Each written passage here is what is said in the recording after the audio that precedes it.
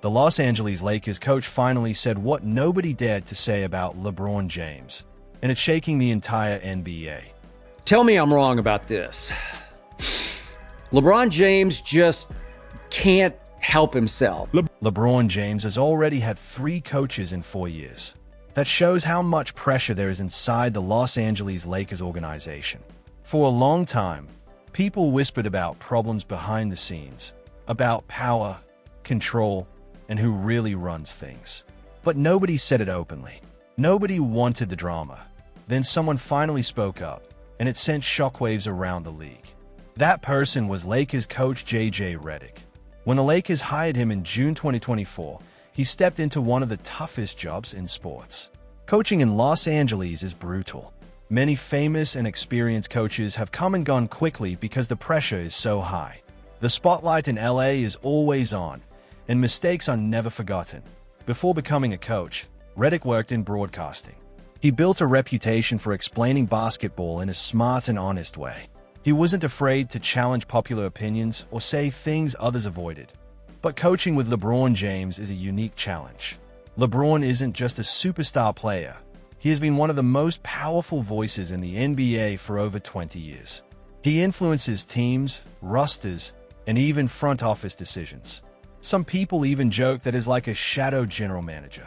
Because of that, many people expected tension sooner or later between a strong-minded rookie coach and a legendary player used to leading everything. The first real sign of trouble came in December 2025. LeBron had just returned from a foot injury that kept him out at the start of the season. After one game, Redick said something very unusual in his press conference that he admitted that the Lakers' offense looked disorganized since LeBron came back. He said the team had too many random possessions and struggled in half-court offense. That comment surprised a lot of people. A first-year coach was publicly connecting the team's problems to its biggest star. That's a bold move, and Redick didn't stop there. He warned that the next practice and film session would be very uncomfortable. That sounded like a clear message to the team that in the past, many coaches around LeBron were very careful with their words. Redick sounded different. He sounded like someone who was no longer trying to play it safe. Then he said the line that blew up across headlines, "I'm not doing another 53 games like this." That wasn't just frustration. It was a strong statement. Redick was saying he refuses to continue a season full of confusion and inconsistency. His message was clear. Something needs to change, even if it affects the biggest star. For years, the Lakers' offense has been built around LeBron's pace, decisions, and style. Redick was suggesting that system might need to change. LeBron James even said, "That's on me," taking some responsibility. But if you listen carefully, the real message wasn't just about bad plays or coaching mistakes. The Los Angeles Lakers' problems weren't only about strategy. The issue was deeper. It was about the team's structure.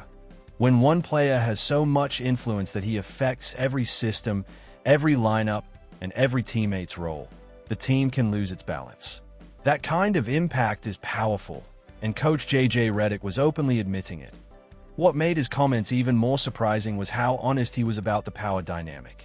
At one point, he said not everybody can approach LeBron and think they can instruct him on anything. That statement had a deeper meaning. It suggested that coaching LeBron isn't just about basketball strategy. It's also about influence and authority. In other words, being the coach doesn't automatically mean you control everything. Sometimes you also have to manage relationships, reputation, and the politics inside the organization. That's the kind of pressure that comes with coaching a superstar like LeBron. I think he's done it all season, and he's, from a coaching perspective, he's done everything we've asked of him and everything that sort of... And even though J.J. Redick was honest about the problems, he still praised LeBron James in public. He said LeBron's dedication in his 23rd season is one of the most impressive things in his career. He also praised his professionalism and gave him credit. But many people could still feel a difference between the positive words in press conferences and the possible tension behind the scenes with the Los Angeles Lakers. The message sounded polite and controlled, but the situation underneath seemed more complicated. This wasn't just about basketball details like spacing or shot choices. The real issue was bigger. It was about authority, leadership, and who truly sets the tone for one of the biggest teams in sports. And for the first time in a long time, someone inside that locker room finally spoke openly about it. The more remarkable thing is how much he cares in his 23rd year with all his accomplishments. So it's not the next, he's going to get another. Even when Redick praised LeBron James, there was a deeper meaning behind his words. After one win, Redick made what sounded like a light joke. He compared LeBron to Greg Maddux, the famous baseball pitcher who sometimes ignored his catcher's signals because he trusted his own judgment more. At first, it sounded like pure respect. But the message underneath was clear. Just like Maddux, LeBron has reached a level where he can ignore the play call and run the play he believes is better. That shows elite confidence and basketball IQ. But it also means the star player can override the coach at any moment. Redick even admitted it openly. He said sometimes LeBron tells him to F off, and sometimes LeBron is actually right that that's not a normal coach-player relationship. Normally the coach is fully in charge. But in this case, it's more like a constant negotiation between the coach's system and the star player's instincts. Redick wants structure, spacing, timing, and discipline. But LeBron has spent over 20 years being the system himself.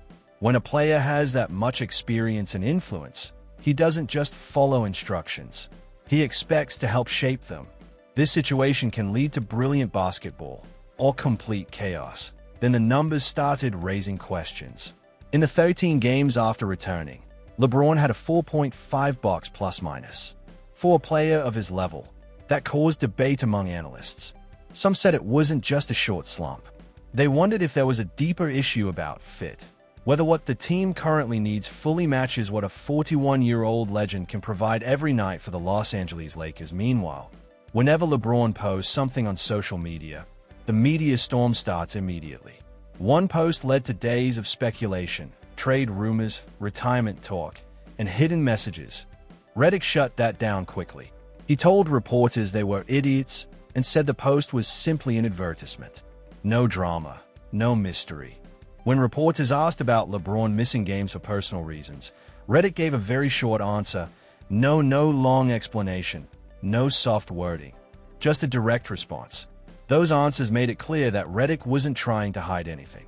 Instead, he seemed to believe that honesty, even if uncomfortable, was better than pretending everything was perfect. And as the tension grew, reports from behind the scenes slowly began to leak. Reports started to spread that LeBron James was very upset privately after those public comments. Some sources said there were heated conversations behind the scenes inside the Los Angeles Lakers locker room.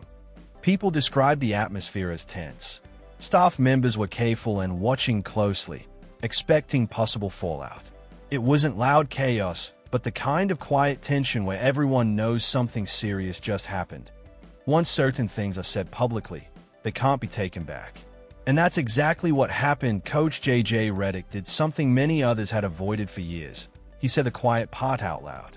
And when that happens inside a major franchise, it can change everything. So all things considered, 12 games over 500 going into the break. I think you had, 10 games with Reeves and Doncic and James all in the court. What makes the situation even more surprising is that the Los Angeles Lakers were 12 games over .500 going into the All-Star break.